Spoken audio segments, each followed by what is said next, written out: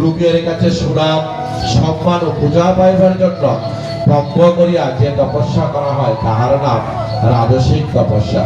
দুর্বুদ্ধি দিয়া নিজের শরীরকে কষ্ট দেওয়া অথবা অপরের সর্বনাশ করিবার উদ্দেশ্যে যে তপস্যা করা হয় তাহাকে তামসিক তপস্যা বলে। দান করা কর্তব্য এই কোন প্রকার করিতে অসমর্থ তাহাকে যে দান করা হয় তাহা যদি দেশ কাল ও পাত্র বিবেচনা করিয়া করা হয় তাহার নাম সাত্বিক দান। আবার প্রতি উপকার পাইব এই ভরসায় অর্থাৎ পূর্ণ হইবে স্বর্গ পাইব এই কামনায় দুঃখিত মনে যে দান করা হয় তাহার নাম রাজসিক দান।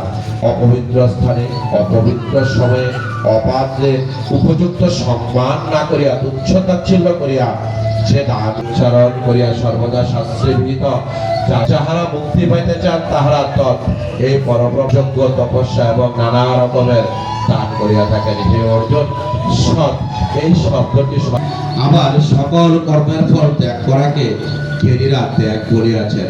কোন কোন পণ্ডিত বলেন কর্মমাত্রই সংসারে টানিয়া রাখে, তাই সকল কর্মই বন্ধ, তাই সৎকর্মই ত্যাগ করা উচিত। আবার কোন কোন পণ্ডিত বলেন যজ্ঞ দান তপস্যা এই সব কর্ম ত্যাগ করা চলে না।